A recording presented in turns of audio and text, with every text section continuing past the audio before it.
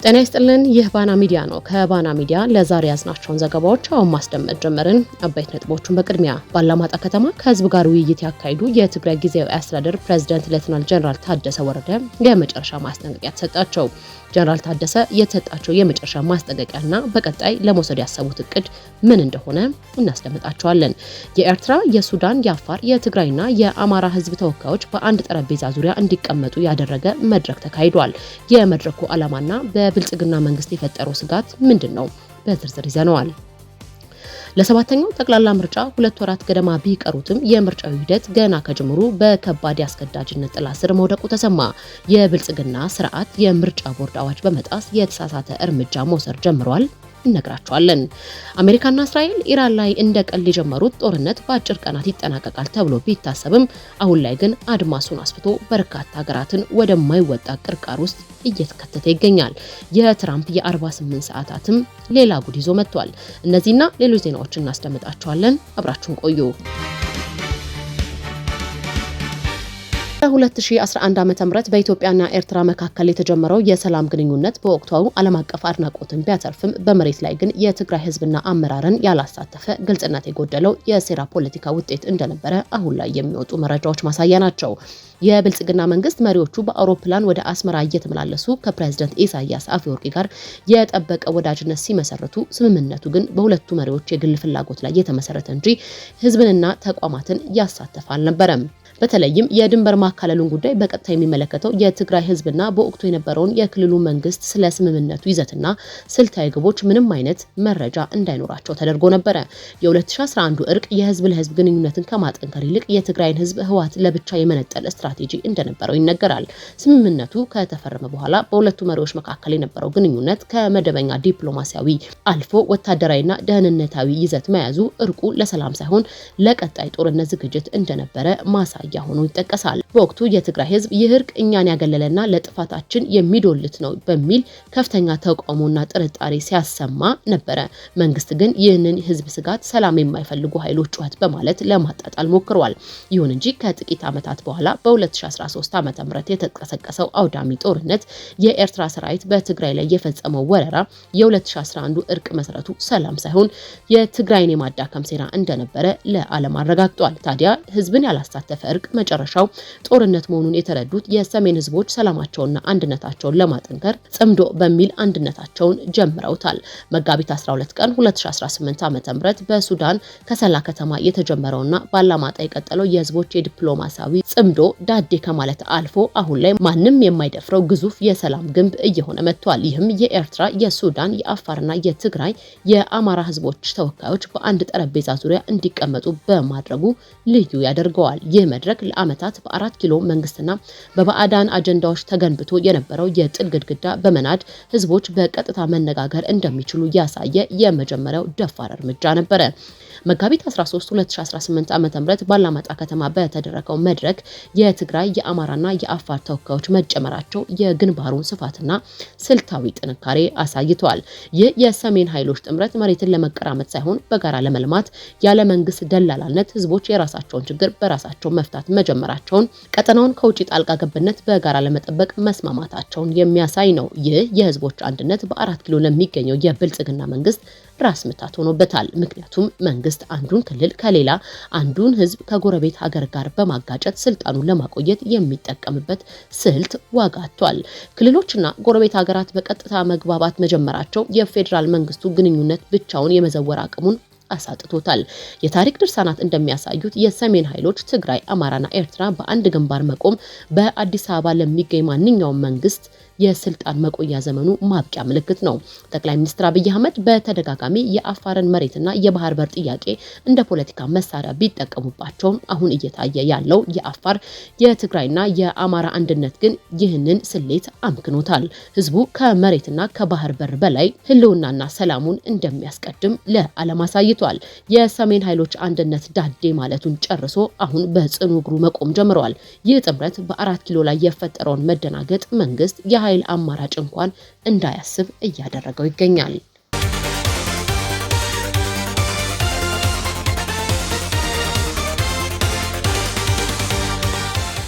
ጀነራል ታደሰ የመጨረሻ ትዕዛዝ ተሰጣቸው። የትግራይ ጊዜያዊ አስተዳደር ፕሬዝዳንት ሌተናል ጀነራል ታደሰ ወረደ አማካሪያቸው አቶ አለም ገብረዋህድና የደቡብ ግንባር አዛዥ ጀነራል ጆን መዲድ አስከትለው በአላማጣ ከህዝብ ጋር ውይይት ማድረጋቸው አይዘነጋም። በህዝባዊ ውይይቱ ነዋሪዎቹ ለጀነራል ታደሰ ወረደ የመጨረሻ ያሉትን የቤት ስራ እንዲሰሩ አዘዋል። የራያ አላማጣ ወረዳና የአላማጣ ከተማ ነዋሪዎች ከትግራይ ጊዜያዊ አስተዳደር ፕሬዝዳንት ሌተናል ጀነራል ታደሰ ወረደ ጋር ባደረጉት ውይይት መሬታችን ሙሉ በሙሉ ወደ ቀድሞ ይዞታው ሳይመለስና አስተማማኝ ሰላም ሳይረጋገጥ ፈጽሞ አናርፍም፣ እያንዳንዱ የትግራይ ተወላጅም ይህንን ቀዳሚ ተግባሩ ሊያደርገው ይገባል ብለዋል። የትግራይ ህዝብን ይዞ የማይታለፍ ጋሬጣና የማይፈታ ችግርም የለም ያሉት ነዋሪዎቹ ችግሮች ሁሉ በሰላም እንዲፈቱ በሙሉ አቅም መስራት እንደሚገባ ገልጸው በሰላም የማይፈታ ከሆነ ግን ለመሬታችንና ለህዝባችን በሁለንተናዊ መልኩ ዝግጁ ነን ሲሉ ቁርጠኝነታቸውን አረጋግጠዋል። የፌዴራል መንግስት የትግራይ ህዝብን ያለ ጥይት በሌላ መንገድ እንዲጠፋ እያደረገ ነው ሲሉ ነዋሪዎቹ ከሰዋል።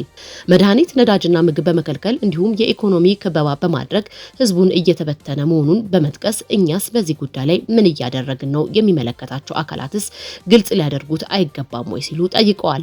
ህዝቡ አብይ አህመድን ትግራይ ዳግም ለመውረር ዝግጅቱን ጨርሷል፣ እናንተ ምን እየጠበቃችሁ ነው? የሚል ጥያቄ በተደጋጋሚ ማንሳታቸውን በቦታው የነበረ የባና ሚዲያ ምንጫችን አድርሶናል። ህዝቡ ስንቅ ለማቅረብም ሆነ ልጆቹን ለትግል ለመስጠት ዝግጁ መሆኑን በመግለጽ አመራሩ ግልጽ ያለውና ቅድ ይዞ እንዲቀርብ ጠይቋል። በህዝባዊ መድረኩ የተሳተፈው የባና ሚዲያ ምንጫችን እንደገለጹት በማህበራዊ ሚዲያ ህዝቡና አመራሩ ተለያይቷል የሚለውን ሀሳብ ውድቅ ያደረገ ውይይት ነበር ብሏል። የፌዴራል መንግስት በጀትና ደሞዝ በመከልከል ህዝብን ለማንበርከክ በተለያዩ አጋጣሚዎች ማህበራዊ ሚዲያዎችና መገናኛ ብዙሃን ከፋፋይ አጀንዳዎች ቢፈጥርም ህዝቡና ሰራዊቱ ይበልጥ እያቆራኘ መሆኑን ተገልጿል። ይህ የህዝብ ቁርጠኝነት ፕሬዝዳንት ታደሰ ወደ መቀሌ ሲመለሱ ትልቅ የኃላፊነት ስሜት እንዲሸከሙ አድርጓቸዋል። ህዝቡ የሰጠውን የቤት ስራ በትዕግስት ስም ዳግም አንታለልም የሚል በመሆኑ ጊዜያዊ አስተዳደሩ በፕሪቶሪያው ስምምነት ላይ የነበረውን ስልታዊ ትዕግስት ወደ ወታደራዊ ዝግጁነት እንዲቀይረው የሚያስገድድ ነው። ጀነራል ታደሰ ወረደ ተፈናቃዮች ካልተመለሱ ወደ ጦርነት ልንገባ እንችላለን ማለታቸው ትግራይ ከእንግዲህ በፌዴራል መንግስቱ የተስፋ ቃል ብቻ እንደማትቆይ ማረጋገጫ ነው። በቀጣይ ወራት በምዕራብ ትግራይ በኩል ተጨባጭ ለውጥ ካልመጣ የትግራይ ሰራዊት ሉዓላዊነቱን ለማስከበር የኃይል እርምጃ የመውሰድ አማራጭ በጠረጴዛ ዙሪያ በግልጽ መቀመጡን አስቀምጠዋል። በቀጣይ ወራት በምዕራብ ትግራይ በኩል ተጨባጭ ለውጥ ካልመጣ የትግራይ ሰራዊት ሉዓላዊነቱን ለማስከበር የኃይል እርምጃ የመውሰድ አማራጭ በጠረጴዛው ላይ በግልጽ መቀመጡን አስመልክተዋል። ይህ ማስጠንቀቂያ በተለይም በምርጫ ስም የትግራይ መሬቶችን ለመቀራመጥ ለሚፈልጉ ኃይሎች የተሰጠ የመጨረሻው ማስጠንቀቂያ ነው። ጀነራል ታደሰ ወደ መቀሌ የተመለሱበትን ከህዝብ ከተሰጣቸውን የመጨረሻ ትዕዛዝ ይዘው በመሆኑ የ4 ኪሎ መንግስት ከትግራይ ጋር ያለውን ግንኙነት ወደ አዲስና ወሳኝ ምዕራፍ መሸጋገሩ አይቀሬ ነው ተብሏል።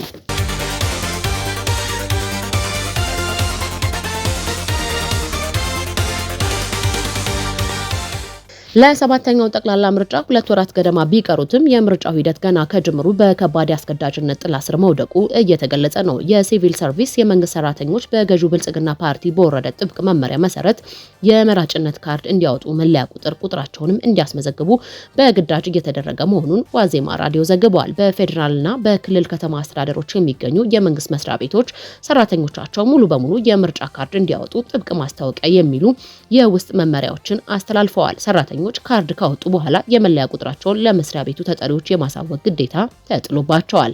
ይህ አካሄድ ምርጫን ከዜግነት መብትነት ወደ ስራ ግዴታነት ቀይሮታል። አንድ ሰራተኛ በግሉ ሊወስነው የሚገባውን ፖለቲካዊ ተሳትፎ መስሪያ ቤቱ መለያ ቁጥር እስከ መጠየቅ መድረሱ የግል ሚስጥር ፕራይቬሲን የሚጥስ ከመሆኑም በላይ ሰራተኛው በነጻነት የመምረጥ መብቱ ገና ሳይመረጥ እንዲያጣ ያደርገዋል። በተቀመጠው ቀነ ገደብ ካርድ ያላወጡ ሰራተኞች ለአስቸኳይ ስብሰባ ተጠርተው ጫና እንደሚደረግባቸውም ታውቋል። በተለይ በትምህርት ቤቶችና በመሳሰሉ ተቋማት መምህራንና የአስተዳደር ሰራተኞች በስብሰባ ሪፖርት እንዲቀርብላቸው እየተደረገ ነው።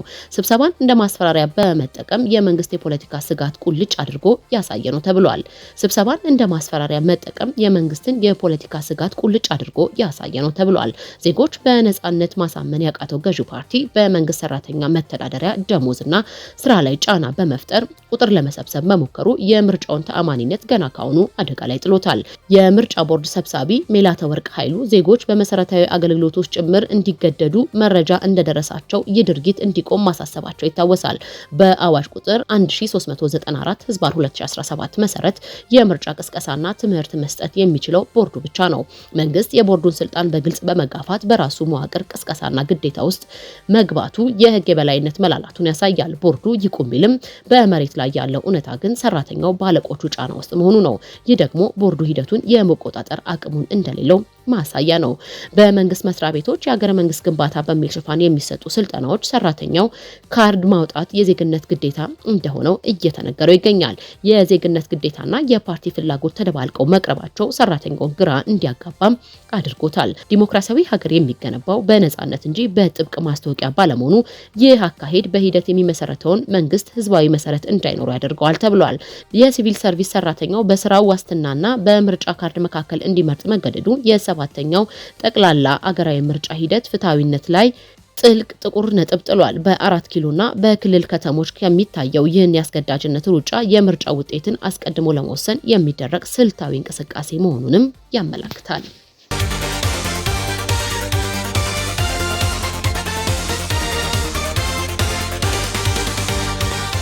አሜሪካና እስራኤል ኢራን ላይ እንደ ቀል የጀመሩት ጦርነት በአጭር ቀናት ይጠናቀቃል ተብሎ ቢታሰብም አሁን ላይ ግን አድማሱን አስፍቶ በርካታ ሀገራትን ወደማይወጡበት ቅርቃር እየከተተ ይገኛል። ይህ ግጭት 4ኛ ሳምንቱን ሲይዝ የዓለም የኢነርጂ ደህንነት፣ የኢኮኖሚ መረጋጋት በእጅጉ እያናወጠው ነው። የእንግሊዝ ጋዜጦች ይህንን ክስተት የትራምፕ የጭፍን ጦርነት ትራምፕ ብላይንድ ዋር ሲሉ እየተቹት ይገኛሉ። ጋዜጦቹ እንደሚሞግቱት ዋሽንግተን ግጭቱን ስትጀምር ሊከተል የሚችለውን ቀጠናዊ ስርጭት በዓለም አቀፍ የንግድ መስመሮች ላይ የሚደርሰውን ውድመት ያላገናዘበ ስልታዊ ግድፈት ያለበት እርምጃ ሲሉ አጣጥለውታል። በተለይ የሆርሙዝ ባህር ወሽመጥን መዝጋትና የሲቪል መሰረተ ልማቶች ውሃና መብራት ኢላማ መደረጋቸው ጦርነቱ ከወታደራዊ ግብ ይልቅ ወደ ሰብአዊ ቀውስ እያመራ መሆኑን በጭብጥ ያስረዳሉ። የዓለም የኢኮኖሚ የደም ስር የሆነው ሆርሙዝ ወሽመጥ መዝጋት ሀያላኑን ሀገራት ወደ ከረረ ዛቻ መልሷቸዋል። ጦርነቱ ሲጀመር አልሳተፍም ብላ ዳር የቆመችው ዩናይትድ ኪንግደም አሁን የጥቅሟ ጉዳይ ሲነካ ወደ መድረኩ ብቅ ማለቷ ጉዳዩን አወሳስቦታል። የእንግሊዝ ጠቅላይ ሚኒስትር ኬር ስታርመር እና የፕሬዝዳንት ዶናልድ ትራምፕ በስልክ ባደረጉት ንግግር የሆርሙዝ ወሽመጥን መክፈት ለዓለም ኢነርጂ ገበያ መረጋጋት ወሳኝ መሆኑን ተስማምተውበታል። እንግሊዝ ቀደም ሲል በጦርነቱ በቀጥታ ላለመሳተፍ ብትወስንም የወሽመጡ መዘጋት የመርከብ ጉዞን በ95 በመቶ ማውረዱና የኢኮኖሚ ቀውስ ማስከተሉ ስታርመርን ከትራምፕ ጎን እንዲቆሙ አስገድዷቸዋል። ለትራምፕ የ48 ሰዓታት ማስጠንቀቂያ ከቴሄራን በኩል የተሰጠው ምላሽ መለሳለስ ሳይሆን ይባስ ብሎ መክረር ነው። የኢራን ፕሬዝዳንት ማሱስ ፔዜሽኪያን በትራምፕ ዛቻ አለመሸበራቸውን ሲገልጹ ዛቻና ሽብር አንድነታችንን ያጠነክራሉ ብለዋል። ፔዜሽኪያን አክለውም ወሽመጡን መሬታችንን ከሚደፍሩ በስተቀር ለሁሉም ክፍት ነው ማለታቸውን ኢራን ወሽመጡን እንደ ስልታዊ መሳሪያ እየተጠቀመችበት መሆኑን በግልጽ ያሳያል። የትራምፕ አወድማለው ባይነትና የኢራን እመክታለው ባይነት ዓለምን ወደማይመለስበት አዘቅት እየመራት ይገኛል። በ48 ሰዓታት ውስጥ ወሽመጡ ካልተከፈተ የኃይል ማመንጫዎችን ለመምታት መታዘዙን ለዲፕሎማሲያዊ ድርድር ቦታ የማይሰጥና ኢራንን ወደ የመጨረሻው ሙከራ የሚገፋት ነው ተብሏል። የእንግሊዝ ወደ መድረኩ መመለስ ምናልባት ትራምፕ የገቡበትን የ48 ሰዓታት አጣብቂ ለመቀልበስ የሚደረግ የዲፕሎማሲያዊ ሙከራ ሊሆን ይችላል። ነገር ግን እስራኤልና ዩናይትድ ስቴትስ በኢራን ላይ አዲስ የጥቃት ማዕበል የከፈቱ ሲሆን ቴሄራን በበኩሏ በባህረ ሰላጤ አጎራባች አገራት ላይ የምትሰነዝረውን የአጸፋ ጥቃት እመልሳለሁ ብላለች። የራሷን የኃይል ማመንጫዎች ኢላማ የሚደረጉ ከሆነ በእስራኤልና በሌሎች ቀጠናዊ አገራት ላይ በሚገኙ የኤሌክትሪክ ተቋማትንም እንደምትመታ ዝታለች። የእስራኤል ጦር ሰኞ ዕለት ባወጣው መግለጫ በቴሄራን በሚገኙ መሰረተ ልማቶች ላይ ሰፊ የጥቃት ማዕበል መጀመሩን ገልጿል። ሆኖም ዝርዝር መረጃን ከመስጠት ግን ተቆጥቧል። የአሜሪካው ፕሬዝዳንት ዶናልድ ትራምፕ በሰጡት የ48 ሰዓታት የማስጠንቀቂያ ገደብ ሊያበቃ ጥቂት ጊዜ ሲቀረው ቴሄራን በመጠነ ሰፊ የጥቃት ማዕበል ተመታለች። የአሜሪካው ማዕከላዊ እዝ አዛዥ አድሚራል ብራንድ ኩፐር በሰጡት ቃለ ምልልስ ኢራን ሚሳኤሎችና ድሮኖችን ከሰላማዊ ሰዎች መኖሪያ አካባቢ እያስወነጨፈች መሆኑን ገልጸው እነዚህ አካባቢዎች ኢላማ ሊደረጉ እንደሚችሉ ጠቁመዋል። በሚቀጥሉ ጥቂት ሰዓታት ውስጥ ኢራን ወሽመጡን ለተወሰኑ የንግድ መርከቦች ክፍት በማድረግ የለዘበ ምልክት ካላሳየች የትራምፕ ትዕዛዝ ወደ ተግባር ተቀይሮ መካከለኛው ምስራቅ ብቻ ሳይሆን መላው ዓለምን በጨለማና በኢኮኖሚ ቀውስ ውስጥ የሚወድቅበት የታሪክ ጥቁር ቀን ሊመዘገብ ይችላል።